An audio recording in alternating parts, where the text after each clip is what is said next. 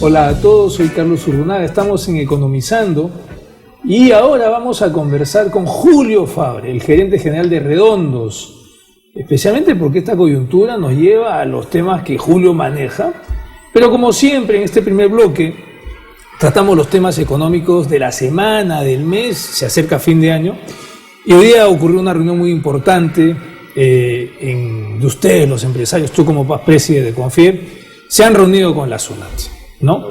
Y hay temas en el tintero, en la agenda, que es importante conocer. En esta reunión, ¿qué temas se han tratado, Julio?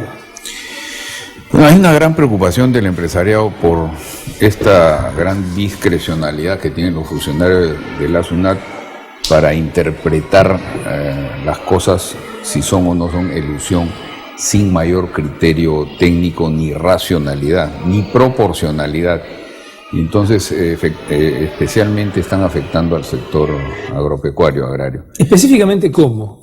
O sea, por ejemplo, yo tengo una empresa, en una empresa de pollos, hay un porcentaje de pollos que se mueren.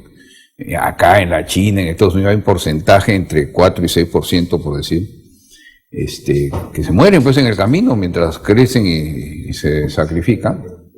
Entonces el funcionario no te reconoce, cree que tú eres un ratero y te has vendido esos pollos por lo bajo, no se han muerto, pero ni siquiera comprueba, porque hay pues certificados, hay análisis de la agraria de San Marcos que certifican pues que una mortalidad normal es en esos parámetros, pero el señor dice no, eso no es así y lo asume así, te pone una multaza pues, de millones, ¿no? ¿Y qué le ha dicho la SUNAT a los PAS-PRESI de Confiep? Que no es poca cosa que los PAS-PRESI de Confiep vayan al Yo creo que la señorita Tania Quispe es una persona con mucha apertura. Creo que ha entendido perfectamente el problema, y el problema no creo que sea en la filosofía de SUNAT o de los altos directivos de SUNAT, es el hecho de que estos funcionarios o auditores, interventores, no sé cómo se llamarán, van y aplican criterios realmente enajenados, ¿no? Fuera de la realidad. Y están creando realmente pánico en los empresarios del sector agropecuario, sobre todo, ¿no? ¿Y cómo acaba el año para Julio Fabre? En tu sector, en tus empresas, hay un tema tributario que estás tocando, ventas, ingresos, se acerca la campaña navideña, tú eres el gerente general de Redondos, una empresa muy conocida, bueno, ahora vienen los pavos, ¿no? ¿Cómo está acabando el año económicamente para Julio Fabre y su empresa? Bien, no tan bien como esperamos, pero eso no tiene que ver nada con la economía del país, sino con un exceso de oferta de los propios agricultores. Al ver que la demanda crecía, el sector ha crecido más allá de la demanda y ha hecho bajar los precios, lo que ha ocasionado algunas pérdidas durante 3 o 4 meses, que ha quitado rentabilidad al sector, pero aún así yo diría que ha sido un buen año. La demanda está creciendo tremendamente, la demanda interna. Nosotros nos sacamos la cuenta que en Lima, por ejemplo, que es el sitio donde estamos concentrados, antes se gastaban 68 millones de soles mensuales en compra de pollos a nivel de Lima, y ahora se gastan 81. O sea, ha habido un incremento del ingreso per cápita y un incremento, por lo tanto, de consumo de pollo. Pero la oferta ha sido realmente mucho más allá, ha pasado de 42 millones a 51 millones de pollos, un poco exagerado, ¿no? Y en estas circunstancias, ¿qué espera Julio Fabre el año siguiente? Se acaba el año también, y por el negocio en el que tú estás, tú lo sabes antes que nadie, ¿no? Tú produces en esta campaña los pavos que se distribuyen en parte del mercado también, estás concentrado en Lima, nos estás señalando, pero ¿qué esperas del año que sigue económicamente? Ya nos has tocado el tema nuevamente tributario, ¿no? Nos dices que estás acabando a pesar de eso el año bien, ¿no? Pero uno quiere estar siempre mejor. ¿Qué cosas se podrían hacer mejor en el área económica, Julio? Para mí, básicamente, es cuanto menos el Estado meta sus narices y trate de exagerar la normatividad, es mejor para cualquiera. Eso no quiere decir que no tengas un Estado fuerte, controlador y además punitivo si es que hay algún tramposo. Pero lo que no puedes aceptar es que se considere al empresario de frente como un tramposo, o porque ha cometido un error le pongas una multa enorme. Yo diría que el próximo año, este año una de las cosas que nos ha afectado no solamente la sobreoferta, sino también los precios de los insumos. El pollo, por ejemplo, se alimenta básicamente de maíz y soya. Y para darte un ejemplo, la soya que costaba $380 cuesta casi 700. El maíz que costaba más o menos $260 está en 350. Creo que a partir del próximo año van a bajar los insumos. Eso es la esperanza que tenemos. Pero todas estas cosas han hecho que las utilidades proyectadas disminuyan. Yo espero simplemente que el gobierno dé señales de pulcritud en el respeto a la juridicidad, a la seguridad jurídica y por supuesto también la seguridad física, porque siempre está este rum pues que el Movadef, que esto va a afectar de aquí a 15, 20 años a nuestros niños que están escuchando estas ideas absurdas, pero igual ya nos deberíamos comenzar a preocupar mucho de este tema. Yo te recuerdo un artículo tuyo del año 91. Amayuya, ¿no? Además tienes tu columna en Correo. Sí. Y tú hablas, hace muy poco en septiembre, le decías a los peruanos, ¿no? De que no hay que olvidar las cosas que hace Sendero.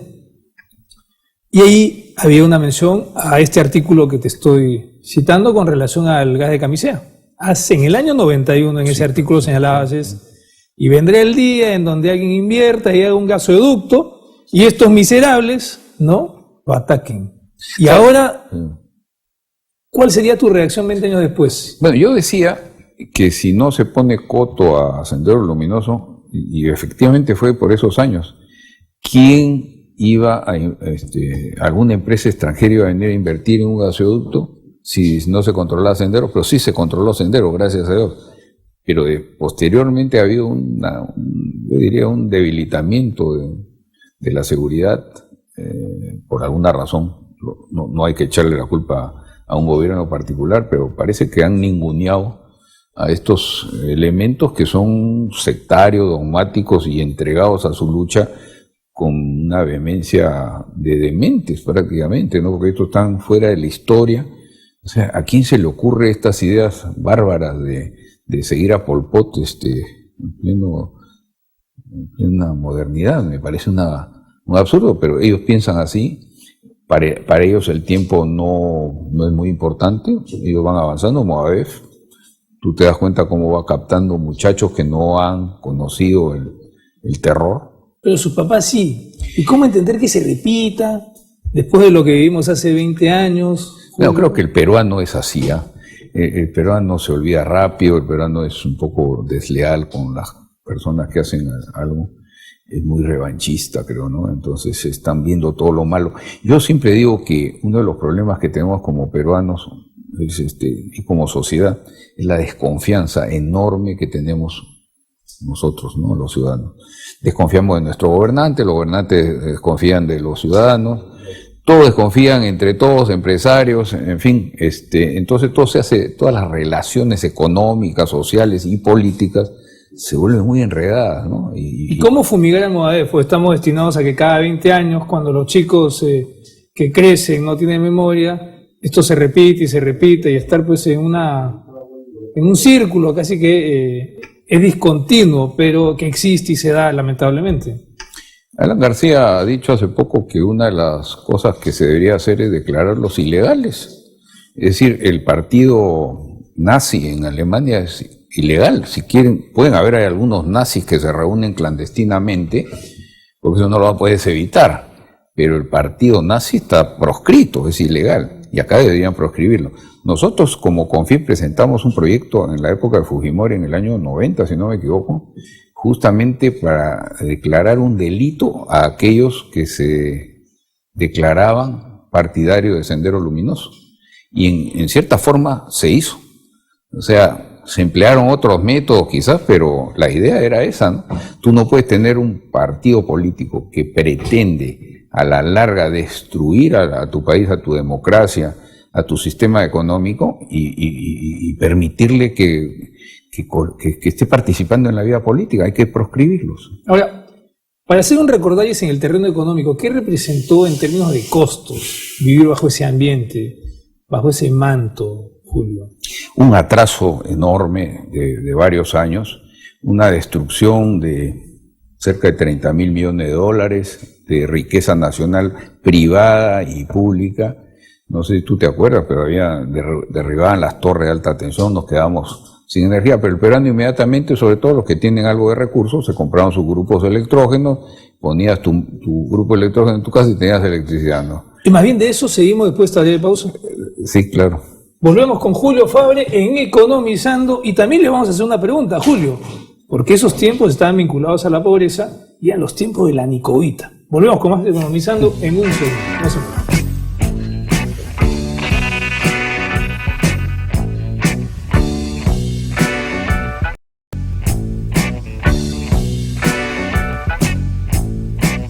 Y seguimos en Economizando, en este bloque siempre con Julio Fabre. Nos habíamos quedado hablando de las consecuencias de esta violencia en el país hace 30 años, que lamentablemente hay que seguir repitiendo y recordando para que la gente no se olvide de ese capítulo negro en la historia nuestra. Pero en el terreno económico. Y te hablaba de la Nicovita porque poca gente recuerda hoy día de que en algún momento el alimento para pollos era alimento para personas en el país. Hubo cólera también, es decir, con la pobreza como consecuencia de la inseguridad porque no llega la inversión. Naturalmente las defensas bajan y hay un problema también en salud. ¿Qué otras cosas recuerdas de esa época, Julio? Tú como empresario en esos momentos. Bueno, para comenzar, no habían carreteras, todas las carreteras destrozadas, no había electricidad, o cortaban la electricidad permanentemente.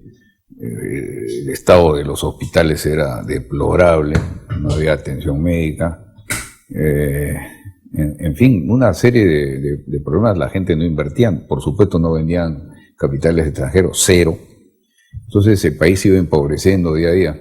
Y esto de la Nicovita que tú mencionas en realidad es anecdótico, porque la verdad que los pollos comían mejor que la gente en esa época.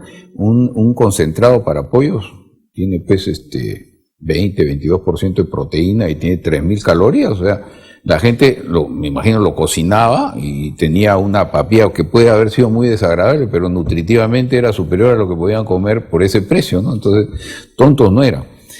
Pero sí anecdótico que la gente pobre tuviera que recurrir a eso, ¿no? Y ahora, ¿quién financia a estos señores? Movadef, también estamos vinculando el tema, lamentablemente, de la educación en el Perú. ¿Pero de dónde sale? Pues, ¿de dónde pecata mía? O sea, alguien lo financia, son muchos, vuelven con ideas, eso no es gratis. Yo creo que mucha parte de la izquierda, yo le llamo candelejona, ¿no? O sea, yo acepto que hay izquierda razonable, izquierda que políticamente tiene un pensamiento diferente, por lo menos al mío, pero hay cierta izquierda que le hacen el juego de alguna u otra forma a la izquierda más radical, ¿no? ¿Estás pensando en alguien en particular? No quiero mencionar, pero sí hay pues ONGs y cosas que de alguna u otra forma ayudan a limpiar la imagen de Sendero, del Movadef. Yo particularmente, por ejemplo, y esto es una opinión muy personal, creo que la Comisión de la Verdad reivindicó en alguna forma la imagen del Sendero Luminoso.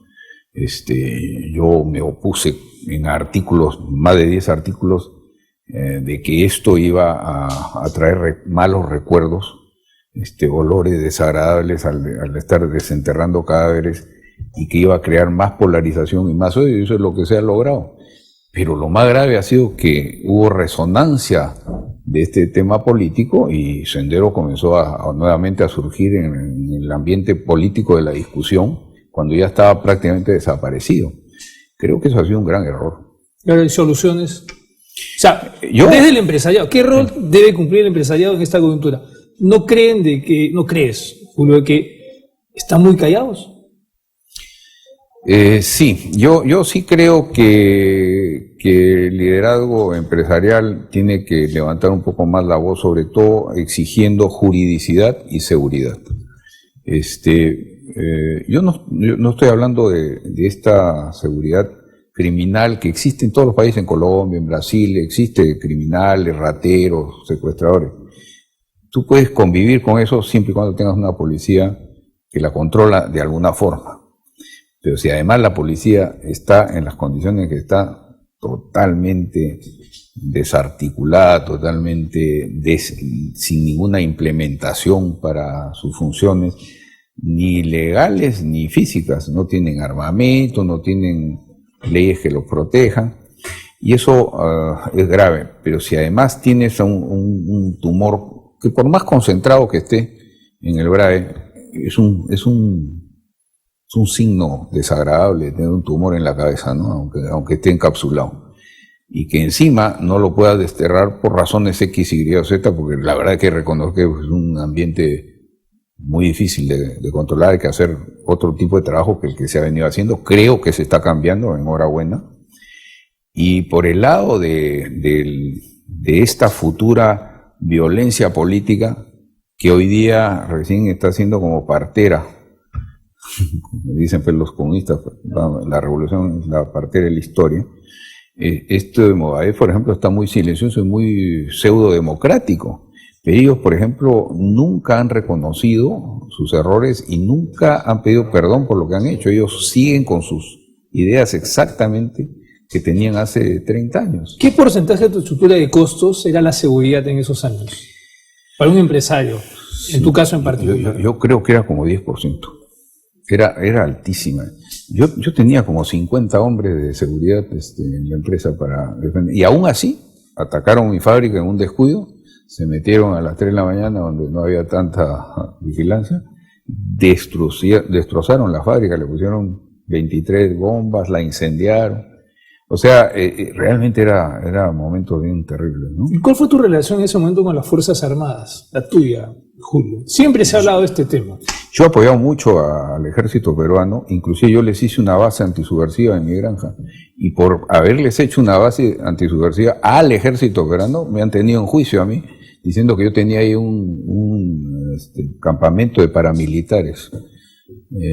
O sea, y yo, ciudadano peruano, patriota, le doy un lugar a un ejército que ni siquiera tenía recursos y que nadie se atrevía a hacerlo por temor a la represión. Yo lo hago y posteriormente me acusan de cosas absurdas. O sea, el comunismo o los enemigos de la izquierda recalcitrante son muy peligrosos y se infiltran en el Poder Judicial, en la Fiscalía, y hacen pues denuncias absurdas, ¿no? Eres presidente de Confiem.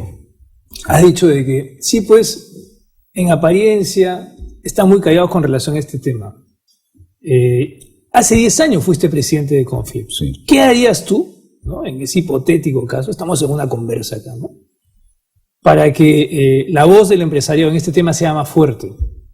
¿Qué cosa harías, qué cosa dirías, con quién conversarías? ¿Qué acción? Porque finalmente es un rol social el que cumple el dirigente gremial en este caso, ¿no?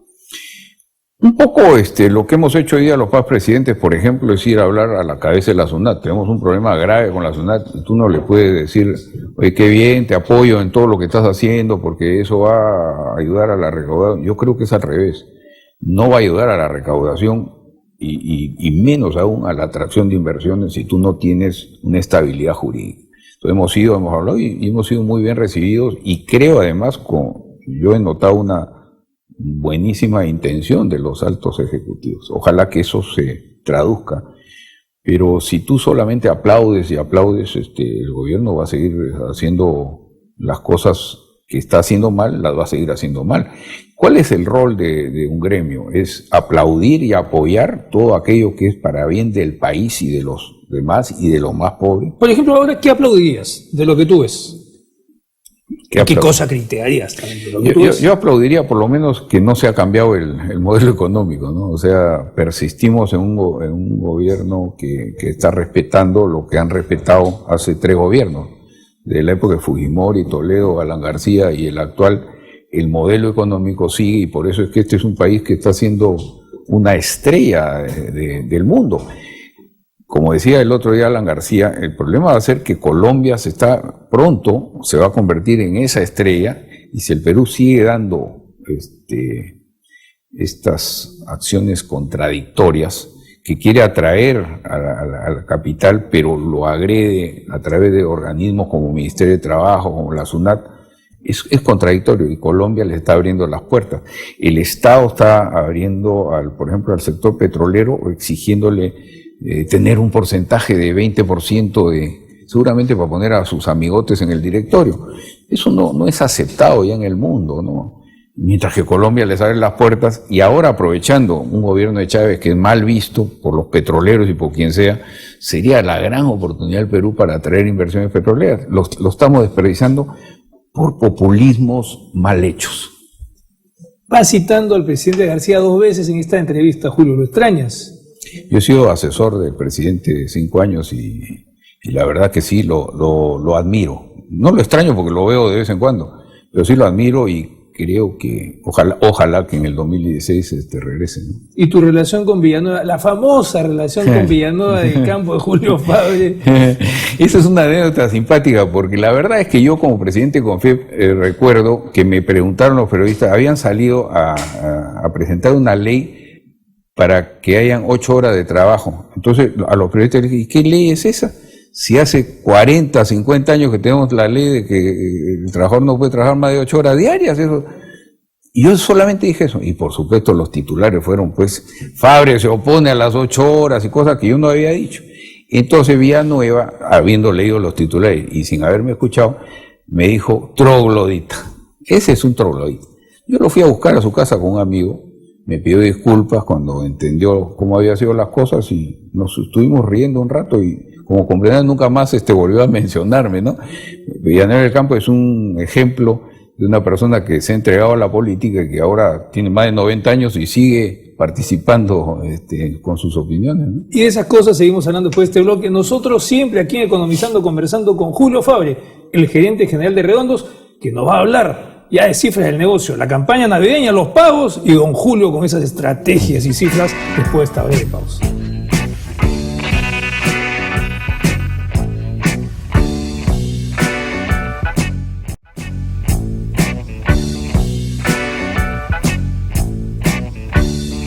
Y volvemos con Economizando y en este último bloque, ya para cerrar esta entrevista con Julio Fabre, Julio se acerca a la campaña. ¿Cuántos pollos consumimos los peruanos mensualmente, por ejemplo, a la fecha? Ahora se están criando 51 millones de pollos mensuales. El peruano promedio consume más o menos 36 kilos per cápita al año y en Lima son casi 60 kilos los que consumen los limeños en pollos. Eso quiere decir que ya en el año estamos por encima de los 500 millones de pollos. Sí, estamos cerca de 600 millones de pollos. Sí. Y en cuanto a los huevos, y esa pregunta es que uno tiene que hacer, los huevos... también es un sector que ha crecido bastante, deben haber cerca ya de 14 millones de gallinas ponedoras. El consumo per cápita ha subido más de 60 huevos por persona al año en los últimos 4 años. ¿Cuánto? O sea, 60 huevos por persona por año ahora. Ha subido. Ha subido. Ha subido, o sea, de 210 creo ha subido a 200, no, de 160 a 220. Ahora hay una cosa que yo no escuché en ningún lugar del mundo y ahora venía en el carro y cogí la radio y los pollipagos, eso es peruano, ¿no? Eso es invento nuestro de Redondo, ¿sabes? Además lo hemos registrado con exclusividad. En realidad, yo antes no criaba pavos y una de las formas de competir en el mercado de Navidad es con un producto que si bien no era pavo, era un pollo de 5 kilos. O sea, y hasta ahora lo tenemos hace 20 años, ¿no? Es un producto que se vende en Navidad, igual que el pavo para las personas que no pueden adquirir un pavo o que les gusta más un pollo grande que lo pueden hacer igualito que el pavo, más jugoso, en fin, no le gustará más, ¿no? Ahora nos ven jóvenes y algunos se debe preguntar, pues, yo quiero ser, qué sé yo, astronauta, ingeniero, lo que desees, bombero, policía. Claro. Pero ¿cómo puede uno empezar un negocio de huevos y pollos y pavos? O sea, ¿cuál fue el origen? O sea, ¿en qué momento te levantaste un día, quiero producir pollos, quiero producir huevos? O sea, ¿cómo se inicia uno en este negocio? Yo soy zootecnista para comenzar, yo estudié en la agraria y siempre me ha gustado y he estado pensando en trabajar en algún momento con crianza de animales.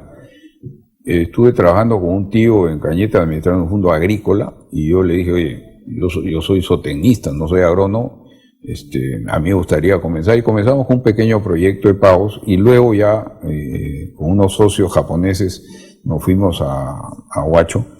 Éramos 9 socios y comenzamos el trabajo.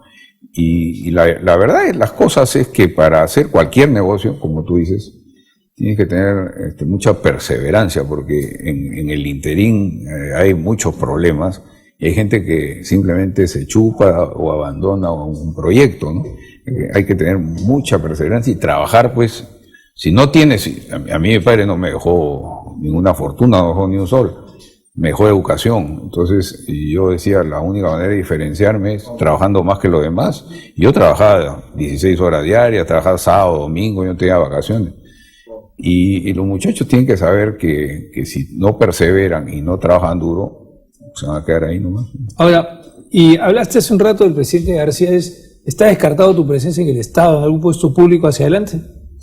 ¿Has quedado curado a raíz de la experiencia de Forsur? Sí, espero que sí.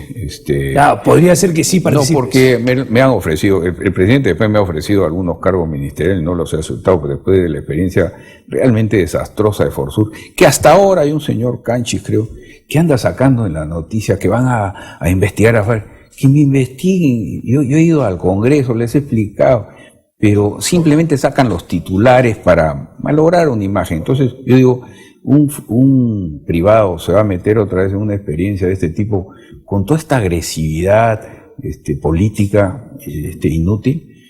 Forsur fue realmente al final un ente planificador. Los responsables de la reconstrucción lo convirtieron a los 15 días de haber asumido el cargo, fueron Ministerio de Educación, Ministerio de Salud, los ministerios. Ya Forsur simplemente era un planificador y sin embargo le echan la culpa de que no avanzó o sí avanzó, ¿no? Ahora, y para terminar, hay chicos que quieren ser empresarios. Tú has hablado de la persistencia y el trabajo, sí, ¿no? ¿En qué lapso de tiempo ellos deberían esperar? Tú sabes que la juventud es impaciente, ¿no? Empiezan una carrera en difícil métier de hacer empresa. ¿Cómo transmitirle paciencia? ¿Qué tiempo esperar para ver resultados? ¿Cuál es el primer resultado que uno tiene que esperar? Yo no creo que la paciencia sea una virtud de un empresario, yo soy muy impaciente más bien. Creo que lo que sí tiene que ser es persistente y luchador, ¿no? Y saber que tu negocio no necesariamente va a funcionar como tú lo has planeado en tu cabeza. ¿En algún momento has pensado en tirar la toalla? Nunca. ¿Cuántos años de empresario ya tienes, Julio? Este año voy a cumplir 40 años ya en Redondos. ¿En 2012 o 2013? En el 2013. Redondos ya cumple 40 años. 40 años, sí. Y aún con el terrorismo, mientras muchos pagaban cupos o se iban del país, nosotros nos quedamos ahí. Me costó un montón de plata quedarme ahí. Me volaron mi casa, mataron a mis perros, trataron de asesinarme 20 veces, volaron mi fábrica. Y yo, en vez de pagar cupos, me puse pues con los guachimanes, les armé un galpón al ejército peruano que estaba ahí, de ahí hacían operaciones de control a todo guacho. Y eso es lo que más les ha perturbado, creo yo, a los violentistas, ¿no? Que yo haya participado activamente a tratar de eliminar a esta lacra social, ¿no? Julio, muchísimas gracias por venir a Economizando. Ha sido una entrevista muy personal, ¿no? Pero nuevamente gracias. Y de hecho, gracias a todos ustedes por estar con nosotros. Ya nos estaremos viendo, ¿no? La siguiente semana, siempre comunicando en economía. Y esta vez los dejo con dos estadísticas. ¿Saben qué porcentaje del territorio está catastrado, es decir, inventariado? 4%. ¿Y saben qué porcentaje de las propiedades están registradas, ¿no? Oficialmente? 30%. 4 inventariado por ciento, 30 registrado. Perú, país de propietarios. De eso y demás cosas hablaremos la siguiente semana, siempre en Economizando. Cuídense mucho.